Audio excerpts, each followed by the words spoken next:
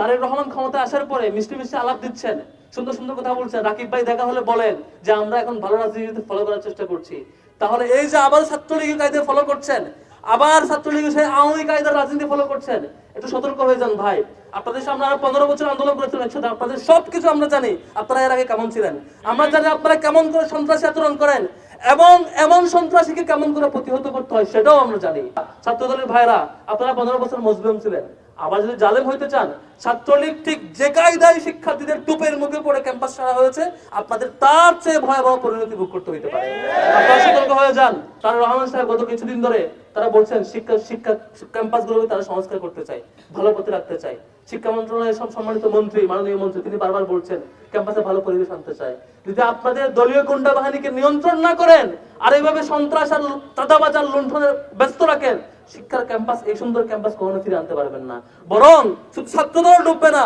BNP কে সতর্ক করব, আপনাদের সুপিরিয়র প্ল্যাটফর্ম যে বিএনপি সহ তার চূড়ান্ত পরিণতির দিকে যাচ্ছে। একমাত্র দায় থাকবে ছাত্রদল। কালকে ঘটনা একটু খুলে বলা দরকার। কালকে ছাত্রদল কি পরিকল্পনা ছিল, কতটুকু পেরেছে আপনাদের কাছে ক্লিয়ার করা দরকার।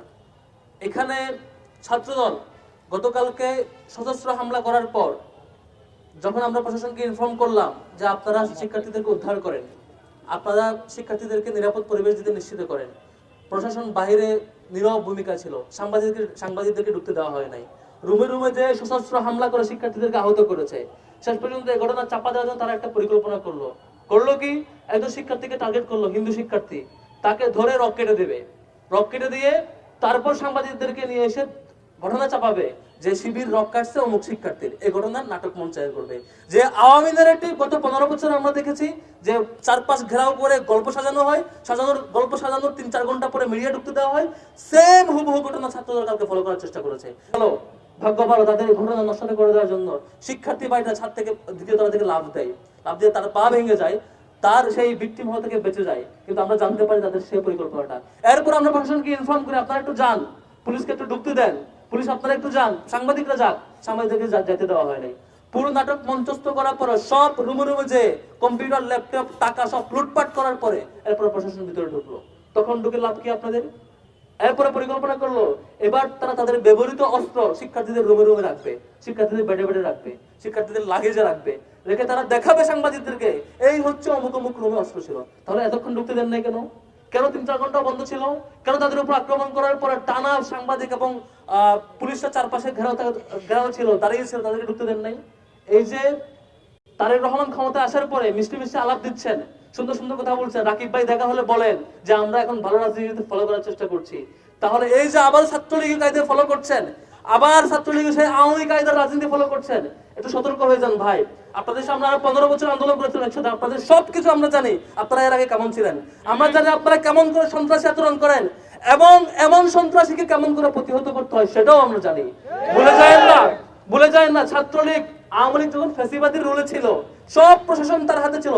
ছাত্রলীগ মনে করছে শিক্ষার্থীদের আক্রমণ করে অনেক কিছু করে ফেলবে। তারা আমাদের নারী শিক্ষার্থীদেরও আক্রমণ করেছিল, হিন্দু শিক্ষার্থীদেরও আক্রমণ করেছিল, সাধারণ শিক্ষার্থীদেরও আক্রমণ করেছিল, শিবিরকে ক্রসফায়ার দিয়েছিল, মনে করেছিল তারা পারবে। ঢাকা বিশ্ববিদ্যালয় থেকে শুরু হয়েছে ছাত্রলীগের হল ছাড়া হওয়া, প্রত্যেকটা ক্যাম্পাসে 1 সপ্তাহের মধ্যে হল ছাড়া এবং ক্যাম্পাস ছাড়া হয়েছিল। এই পরিণতি আপনারা ভুলে যায়েন না।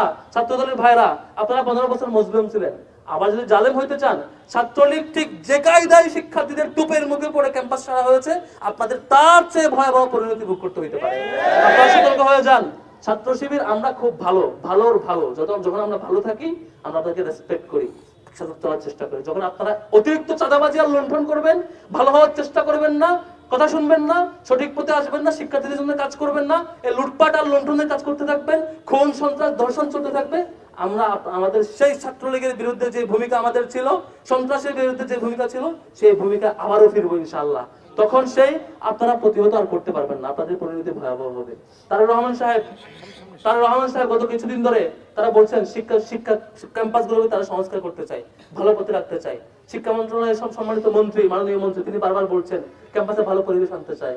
যদি আপনাদের দলীয় গুন্ডা বাহিনীকে নিয়ন্ত্রণ না করেন আর এইভাবে সন্ত্রাস আর চাঁদাবাজ আর লুণ্ঠনে ব্যস্ত রাখেন, শিক্ষার ক্যাম্পাস, এই সুন্দর ক্যাম্পাস কখনো ফিরে আনতে পারবেন না।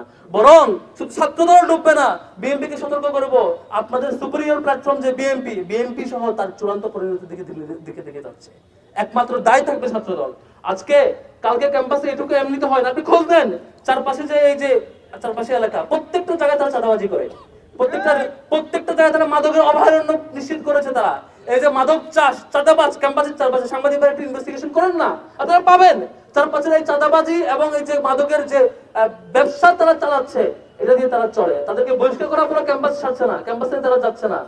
এই এই যে চাঁদাবাজ মাদকের হাত সবকিছুর বাধা যখন ছাত্র শিবির যখন এসব নিয়ে কথা বলে, ছাত্র শিবিরের জনশক্তি যখন প্রশাসনকে এসব নিয়ে রিপোর্ট দেয়, তখন তাদেরকে আক্রমণ করতে হয়, তাদেরকে রাতের বেলা অন্ধকারে আক্রমণ করতে চায়। ভাইরে, আমরা এই আক্রমণকে ভয় পাই না, আমাদেরকে ভয় দেখায়েন না।